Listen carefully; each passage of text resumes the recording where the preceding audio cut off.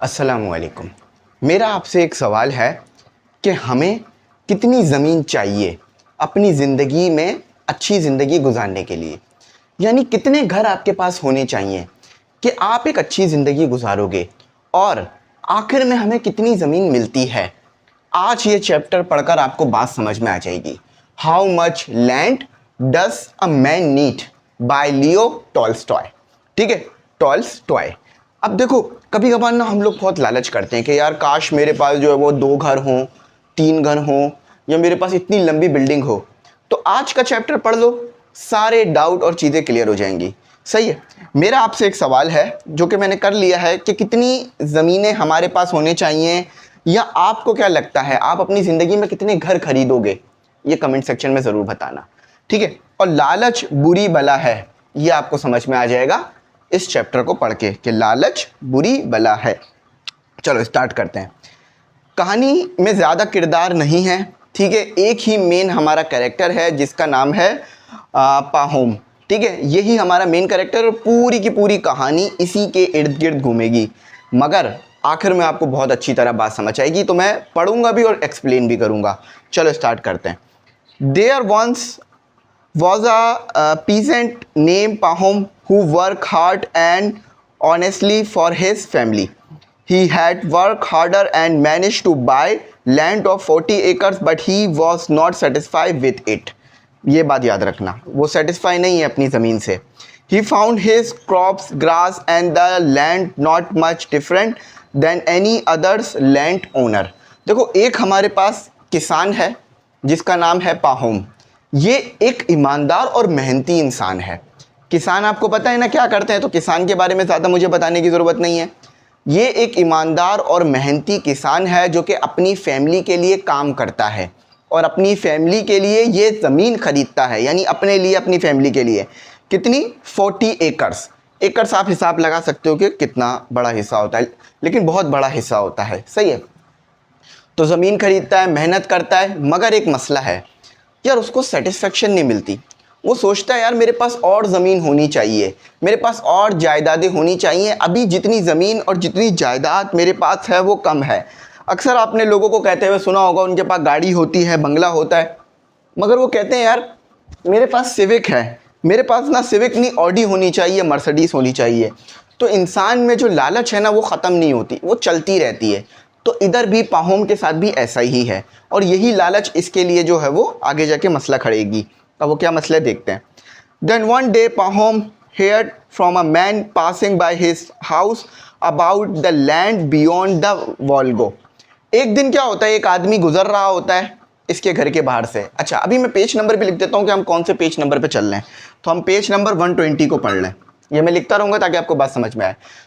तो एक दिन क्या होता है, एक आदमी जो है ना वो इसके घर के बाहर से गुजरता है, और वो एक ज़मीन के बारे में बात करता है। वो ज़मीन कहाँ पर है? वोल्गो में है। अब वो ज़मीन का क्या है, वो ज़मीन इसके पास जो अभी ज़मीन है ना पाहोम के पास, वो ज़मीन उससे अच्छी है। यानी जो नई ज़मीन है ना वो ज़्यादा अच्छी है। वहाँ पर ऊंचे ऊंचे जो हैं वो आपके पास राई के क्या हैं, खेत हैं। ठीक है, ये फसलों के खेत हैं। इतने ऊंचे हैं कि ये लफ्ज़ यहाँ पे लिखे हुए हैं कि ऊँट के इतने ऊंचे हैं कि घोड़े तक आते हैं, और इतने ऊंचे हैं कि अगर हम उस पर बकरियों को छोड़ दें तो बकरियां वहाँ चरती रहें। इतना ज़्यादा वो खेत, इतने ज़रखेज़ हैं। तो भाई आपने देखा होगा कि जो प्रॉपर्टी में इन्वेस्ट करते हैं वो हमेशा अच्छी से अच्छी जगह देखते हैं। तो जैसे ही उन्हें अच्छी कीमत मिलती है या उनके पास पैसे आ जाते हैं तो वो एक जगह बेचकर दूसरी जगह चले जाते हैं, और इस तरह से लाखों प्रॉफिट कमाते रहते हैं। तो पाहोम का भी यही मसला है, वो सेटिस्फाई नहीं होता। वो कहता है मेरे पास ज़्यादा ज़मीन होनी चाहिए, ज़्यादा ज़रखेज़ होनी चाहिए, मुझे ज़्यादा फ़ायदे होने चाहिए। तो पाहोम यही हरकत करता है। पाहोम क्या करता है कि अपनी ज़मीन को बेचकर जो नई ज़मीन है वहाँ चले जाता है। याद रखना, अपनी ज़मीन बेचकर नई ज़मीन की तरफ चला जाता है। इसमें पूरा यही लिखा हुआ है। अब आ जाओ पेज नंबर 121 पर। Page number 121। At first Pahom was pleased with it all, but when he got used to it, he began to think that even here he was not satisfied. वही होता है, वो नई ज़मीन पर चला तो जाता है। पहले समझो, पहले उसके पास ये वाली ज़मीन थी, समझो पहले उसके पास ये वाली ज़मीन थी। ये ज़मीन को वो बेचता है, ठीक है, बेच देता है, और नई ज़मीन पर चला जाता है। ये न्यू ज़मीन पर आ जाता है। कुछ देर यहाँ पर वो खुश रहता है, अपनी फैमिली के साथ शिफ्ट हो जाता है। कुछ टाइम वो खुश रहता है, उसे अच्छा लगता है, मगर फिर वो यही सोचने लग जाता है कि यार मैं इतना खुश नहीं हो पा रहा, ये भी वही नॉर्मल ज़मीन है, मुझे मज़ीद खुशी चाहिए, मुझे मज़ीद ज़रख़ेज़ ज़मीन चाहिए, मुझे और ज़्यादा अच्छा फ़ील करना है। अब देखो आगे क्या होता है। Then one day a passing land dealer said he was just returning from the land of Bashkir where he had bought 13,000 acres of land all only 1 rubles। अच्छा, रूबल्स याद रखना रशियन करेंसी को कहते हैं, जैसे पाकिस्तानी करेंसी को rupees कहते हैं ना, इसी तरह रबल्स जो है वो रशियन करेंसी को कहा जाता है, जैसे 1000 रबल्स। वो ये कहता है, एक देखो जो इंसान ज़मीन बेचता लेता रहता है ना, वो प्रॉपर्टी डीलर को जानता है। तो एक प्रॉपर्टी डीलर उसके घर के पास से गुजरता है और प्रॉपर्टी डीलर उसे बताता है कि मैंने एक बशखीर में, ये बशखीर याद रखना, ये सबसे इंपॉर्टेंट है, बशखीर एक इलाका है जहाँ पर मैंने कितनी ज़मीन खरीदी है, 13,000 एकड़, 13,000 एकड़ ज़मीन खरीदी है 100 रबल्स में, यानी बहुत सस्ती, इतनी सस्ती कि जिसका कोई अंदाज़ा नहीं है, इतनी सस्ती ज़मीन खरीदी है।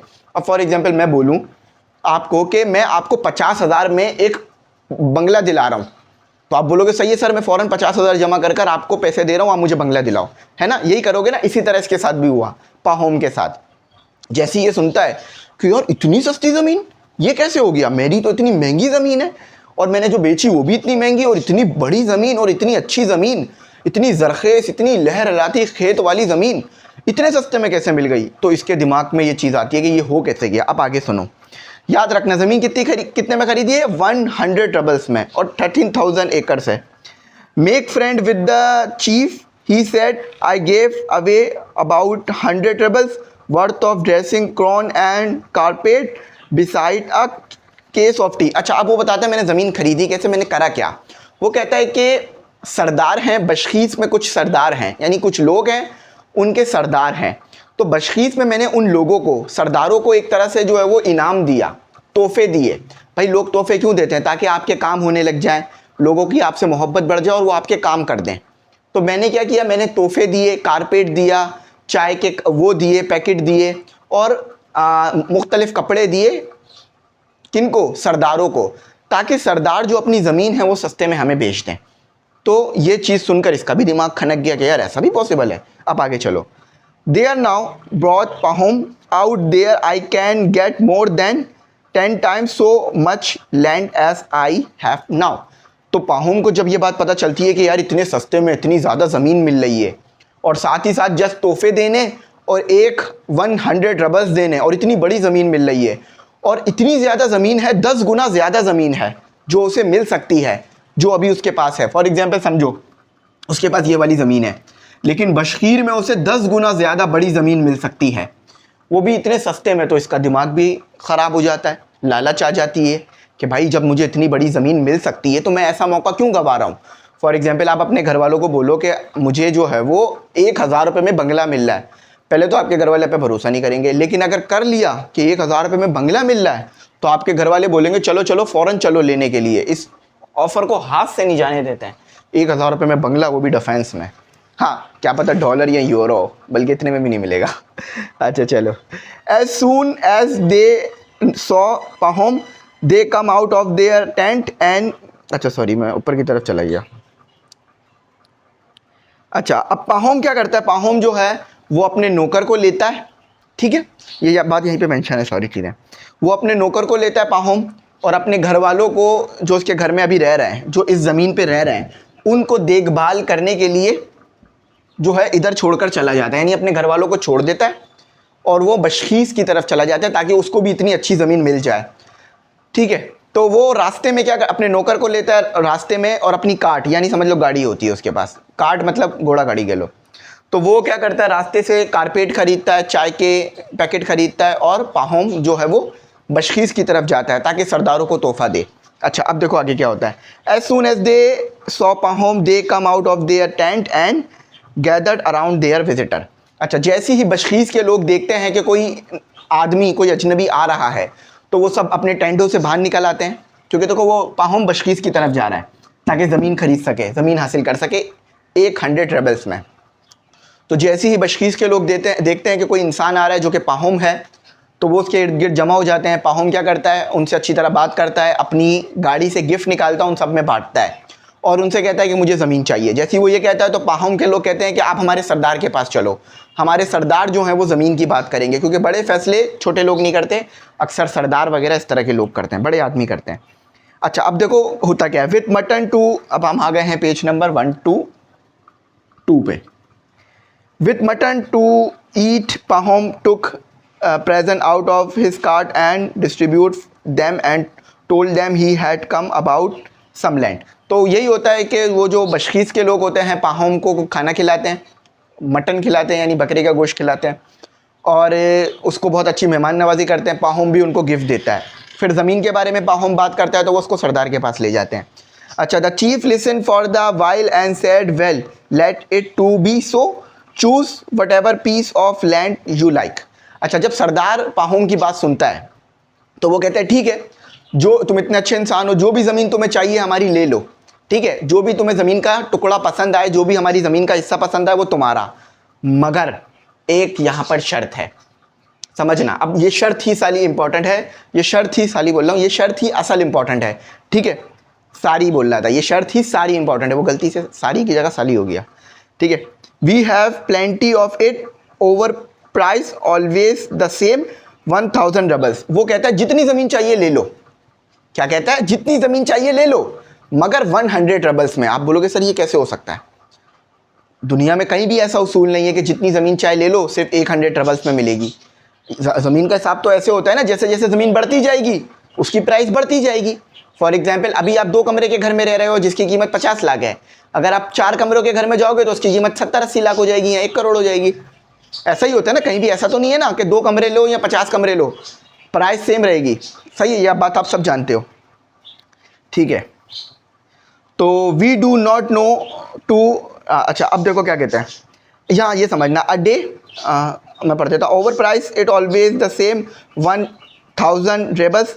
अच्छा 1000 है, 100 नहीं है, 1000 roubles a day. Pahom did not understand a day what measure is that, how many acres would be. वो कहता है मैं समझा नहीं, एक दिन में, एक दिन के 1000 रेबल्स, यानी ऐसा कैसे हो सकता है कि एक दिन के 1000 रेबल्स देने और जितनी ज़मीन चाहे मैं ले लूँ। अब यहाँ पर चीफ समझाता है कि चक्कर क्या है एक दिन वाला। What do not know how to reckon it out, said the chief, we sell it by a day. चीफ कहता है कि हमारा एक तरीका है कि हम ज़मीन इस तरह से बेचते हैं कि हम आपको एक दिन देंगे, ठीक है, और आप हमें 1000 रेबल दोगे और आपको एक दिन मिलेगा। जितनी ज़मीन पर आप चल लिए, यानी जितनी ज़मीन आपने पाँव से कवर कर ली उतनी आपकी। फॉर एग्जाम्पल समझो, मैं एक दिन में यहाँ से लेकर यहाँ तक चला और वापस यहीं पर आ गया, ये ज़मीन मेरी हो गई एक दिन में, समझे बात। तो वो कहता है एक दिन में जितनी ज़मीन पर आप चले, जितनी ज़मीन पर आप चले, आप हमें दो 1000 रेबल, 1000 रेबल हमें दो, और जितनी ज़मीन आप चल सकते हो यानी चलकर कवर कर सकते हो उतनी ज़मीन आपकी हो जाएगी।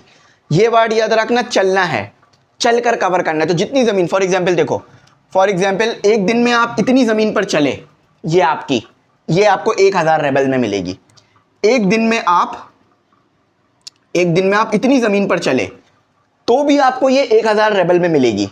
या एक दिन में आप पूरी इतनी ज़मीन चल गए, एक दिन में आप पूरी इतनी ज़मीन चल ली है तो भी आपको 1000 रेबल में मिलेगी। यानी जितनी ज़मीन आप चलोगे, जितनी ज़मीन आप चल के कवर करोगे वो आपकी हो जाएगी।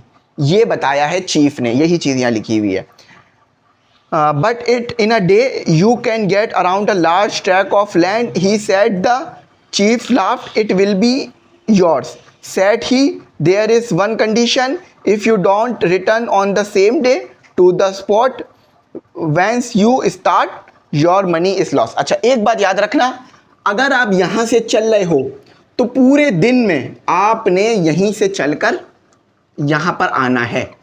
यानी फॉर एग्जाम्पल यहाँ पर आप 1000 रेबल रखोगे, ठीक है, और यहाँ से अपना चलना शुरू करोगे, पूरा चलकर जितना चाहे चलो, जितना चल सकते हो चलो, लेकिन जब सूरज उगेगा, जब सूरज निकलेगा, कंडीशन समझ लो, ज़मीन कैसे मिलेगी ये समझ लो।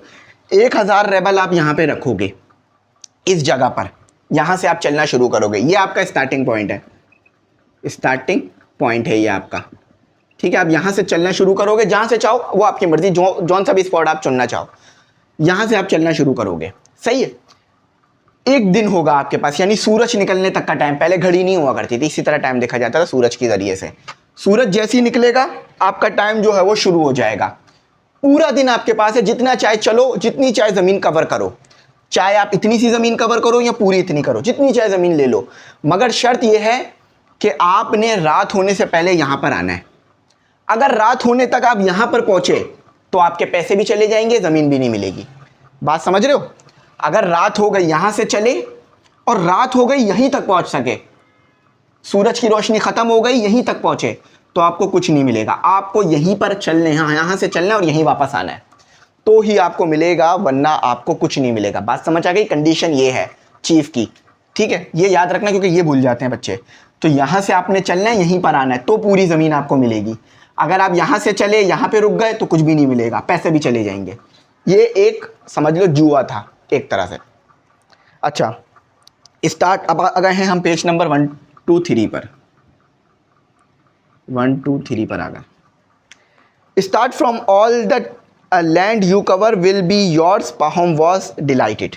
अच्छा, अब ये पूरा क्या लिखा मैं बता देता हूँ। जैसे ही पाहुम को ये बात पता चली, वो बहुत खुश हो गया।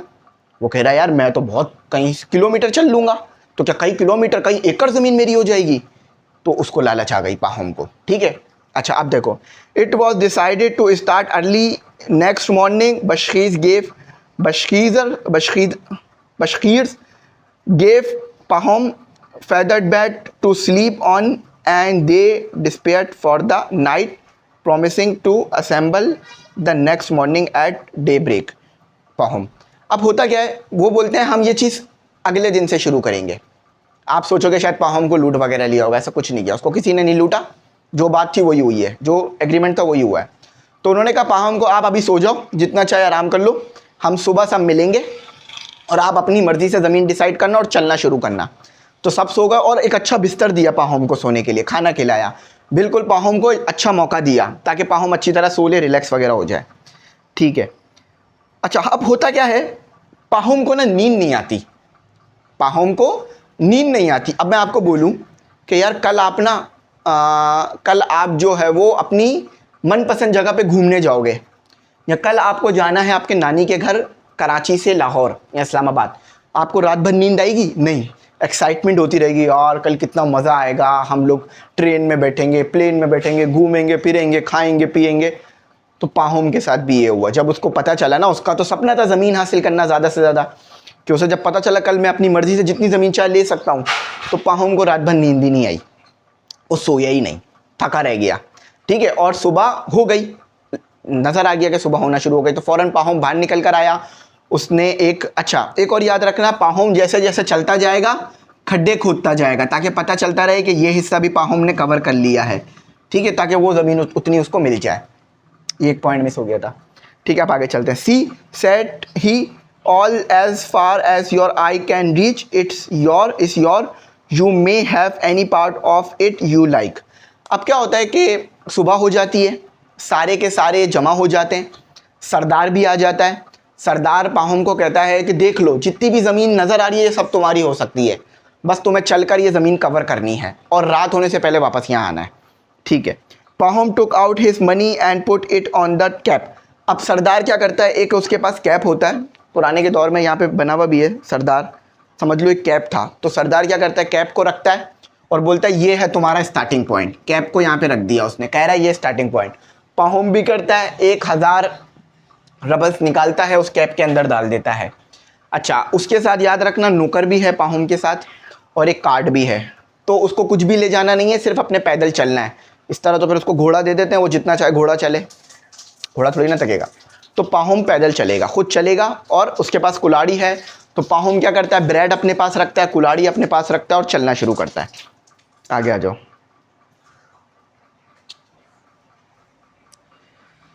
अच्छा, he turned his face to the east, stretched himself and waited for the sun to appear above the rim. अच्छा, अभी थोड़ा सा अंधेरा है, पूरी तरह रोशनी नहीं हुई है, ठीक है, लेकिन आसमानों पर वो जो लाल कलर का देखा होगा ना आपने, सुबह फजर का टाइम, रमज़ानों में तो बच्चों ने देखा ही होगा सबने, कि फजर के टाइम सूरज निकलने से पहले वो लाल कलर की रोशनी छा जाती है, तो उस तरह का भी टाइम है। तो वो ईस्ट की तरफ देखता है। अच्छा, सूरज जहाँ से निकल रहा है वो सूरज की तरफ, अगर मैं गलत नहीं हूँ तो वो सूरज की तरफ जो है वो चलना शुरू करता है, ठीक है, ताकि वो जितना हो सके ज़्यादा से ज़्यादा चल ले। अच्छा, याद रखना, सरदार, इस पाहोम का नौकर और सारे लोग एक छोटे से हिल टॉप यानी एक टीले पे खड़े हुए हैं, एक छोटा सा टीला है उस पे खड़े हुए हैं। तो पाहोम नीचे उतरता है और चलना शुरू कर देता है। Finish above the horizon before Pahom crying the, अच्छा अब हम आ गए पेज नंबर 124 पे, 125 भी आएगा। तो finish above the horizon before Pahom crying the spade over his shoulder when down into the spade. Pahom के पास पानी है, ब्रेड है और कुछ कपड़े हैं और ये छोटा मोटा सामान है जो ज़रूरत का है। तो पाहोम चलना शुरू करता है और बहुत बड़ा हिस्सा कवर करता है। अच्छा, अब आगे देखो, Pahom start walking neither slowly nor quickly after having gone 1000 yard he stopped. अच्छा, पाहोम ना बहुत तेज़ चलता है ना बहुत हल्के चलता है, एक नॉर्मल स्पीड में चलता है और बहुत 1000 यार्ड कवर कर लेता है, यानी बहुत बड़ा हिस्सा वो चलकर कवर कर लेता है। अब एक ज़रा बात सोचो, मैं इतनी देर से यहाँ आधे घंटे से खड़ा हुआ हूँ, क्या मेरे पाँव में दर्द नहीं हो रहा होगा? खड़े खड़े पाँव में दर्द हो गया और आपको पूरा दिन चलना है, तो ज़रा सोचो टांगों की क्या हाल हो जाएगी। आप ज़रा 2-3 घंटा चल लो, टांगें जवाब दे जाती हैं। यानी टांगें जवाब देने से मुराद कि एक वक्त ऐसा आने लगता है कि आपकी टांगें चलना ही बंद कर देती हैं, जिस्म दर्द के मारे टूट जाता है, आप गिर पड़ते हो, ठीक है। तो ये चलना शुरू कर देता है। अब ये देखता है यार इधर ना नरम ज़मीन है, नरम ज़मीन आपको पता है ज़रात के लिए बहुत काम आती है, उसमें ज़्यादा फसलें लगती हैं। तो वो नरम ज़मीन पे भी चलता है। नरम ज़मीन पे चलते हो तो थोड़ा मुश्किल होता है चलना, क्योंकि सख्त ज़मीन पे आसान होता है चलना, नरम ज़मीन में पाँव धंसता है। तो वो नरम ज़मीन पे भी चलता है और वो बहुत चलता रहता है। फिर वो एकदम से देखता है कि यार सूरज तो अब नीचे आने लग गया है। अच्छा, अब वो पानी पीता है, ब्रेड खाता है, लेकिन वो रेस्ट नहीं करता। वो कहता है अगर मैंने रेस्ट किया और मैं सो गया, कहीं सूरज डूब गया, जैसे खरगोश वाली कहानी में हुआ था कि कछुआ चलता रहता है, खरगोश सो जाता है, कछुआ जीत जाता है। तो इसी तरह से वो सोता नहीं है, वो चलता रहता है। A first shift is done but there are 4 in a day. अच्छा, 4 शिफ्टें लगाई उसने, वो चलता रहा, ठीक है। He went straight on a while and he look around. वो चलता रहा, फिर उसने देखा। अच्छा, ये वाला हिस्से में पूरे यही बात लिखी है कि वो चलता रहता है, मुख्तलिफ जगहों को कवर करता है और उससे एक गलती हो जाती है कि वो बहुत आगे निकल जाता है चलते चलते। भाई लालच में इंसान यही करता है। मैं आपको कह दूं जितना चाहे पैसा उठा लो, तो आप जितने भी बोरे हैं सब कुछ ले आओगे, ये देखोगे नहीं कि आप उठा भी पाओगे पैसा या नहीं उठा पाओगे। तो यहाँ भी ऐसा ही होता है, पाहुम चलता रहता है, टीले टीले से बहुत दूर निकल जाता है। अब सोचो सूरज निकला था जब वो चलना शुरू हुआ, तो सूरज की गर्मी बढ़ नहीं गई होगी 12-1 बजे के टाइम, 2 बजे के टाइम। तो यही आगे बताया जाता है। अब आगे देखते हैं, अब आ गए हम पेज नंबर 125 पर। He sat down and ate some bread. वही बात है जो मैंने बताई कि ये थोड़ी देर बैठा, ब्रेड खाया, पानी पिया, सोया नहीं और चलता रहा। चलते चलते बहुत आगे निकल गया। अब सूरज ऊपर की तरफ आ गया। अब आगे पढ़ते हैं। He went a long way in his direction also and some about to return to left again when he perceived a damp hollow. होता क्या है, ये बहुत आगे चलने के बाद देखता है कि सूरज की गर्मी बहुत ज़्यादा हो गई है। सूरज गर्म इतना ज़्यादा हो गया कि ज़मीन हिलती हुई नज़र आ रही है। क्यों हिलती हुई नज़र आ रही है ज़रा मैं बताता हूँ। कभी हाईवे पे गए हो, अगर हाईवे पे रुको और देखो तो ज़मीन पे जो गर्मी लगती है, वो जब गर्मी ऊपर की तरफ दोबारा उठती है तो ऐसा लगता है कि ज़मीन हिल रही है, इफ़ेक्ट आता है। आपने देखा होगा अगर आप कभी हाईवे वगैरह गए हो, तो ऐसा ही पाहुम के साथ होता है। गर्मी बहुत ज़्यादा हो जाती है, पानी ख़त्म हो जाता है, खाना ख़त्म हो जाता है, पानी से पसीने से जिस्म जो है वो ख़त्म हो जाता है। मैं तो देखो इंडोर हूँ, लेकिन फिर भी देखो मुझे कितना पसीना आता है पढ़ाते वक्त। तो यही पाहुम के साथ होता है कि बहुत गर्मी, बहुत परेशानी और सब कुछ हो गया। पाहुम की हिम्मत जवाब दे गई। आप ये तस्वीर देखो, इससे आपको बात समझ में आ रही होगी जो बराबर में चल रही है। अब पाहुम लड़खड़ाने लग जाता है। अब वो डिसाइड करता है कि अब वो वापस की तरफ जाएगा, ठीक है। Throw Pahom I have made the side so long I must make this one shorter. अब वो ये सोचता है कि यार मैं बहुत ज़्यादा तो चल लिया, काश मैं इतना ना चला होता, कम चला होता तो जितनी ज़मीन मेरे को मिलनी थी वो मिल भी जाती। अब मेरे लिए मुश्किल हो गया वापस जाना। क्यों? क्योंकि मेरे टांगें जवाब दे गई हैं। क्योंकि मैं बहुत टाइम से चल रहा हूँ, इतना चला हूँ कि अब मेरी टांगों में हिम्मत ख़त्म हो गई है, लेकिन अब वो वापस जाने का इरादा करता है, अब वो वापसी की तरफ जाता है। आप सोचोगे पहुँच जाएगा वापस, मज़ा यहीं से है। सो पाहोम हॉर्नली डग अ होल। अच्छा, पाहोम चलता रहता है और खड्डे भी खोदता रहता है। क्यों? क्योंकि उस शर्त थी कि आपने खड्डे भी खोदते रहने, ताकि हमें पता चले कि आप कितना चल चुके हो, कहाँ कहाँ आप पहुँच चुके हो। समझ लो खड्डा खोदना निशानी लगाना थी। तो पाहोम एक राउंड बनाता है और आगे की तरफ बढ़ना शुरू कर देता है। अच्छा, अब आ गया हमारा page number 126। Am too late he look toward the hill look and at the sun. अच्छा, अब पाहोम सन की तरफ देखता है, हिल लुक की तरफ देखता है, और वो समझ जाता है कि अब वो बहुत लेट हो जाएगा, अब उसका वापस पहुंचना बहुत मुश्किल हो चुका है, क्योंकि वो बहुत आगे निकल आया है। मगर पाहोम को पता है ज़मीन की ख्वाहिश थी। देखते हैं आखिर में कितनी ज़मीन हासिल होती है। ज़मीन उसको ज़रूर मिलेगी, याद रखना, खाली हाथ दुनिया नहीं जाएगा, ज़मीन मिलेगी। तो पाहोम अब हिल लुक की तरफ चलना दोबारा शुरू कर दे सॉरी, पाहोम हिल लुक की तरफ चलना शुरू कर देता है। सूरज जैसे जैसे डूबता जाता है, पाहोम तेज़ी से आगे बढ़ता जाता है। समझ लो जो मगरिब का टाइम होने वाला है।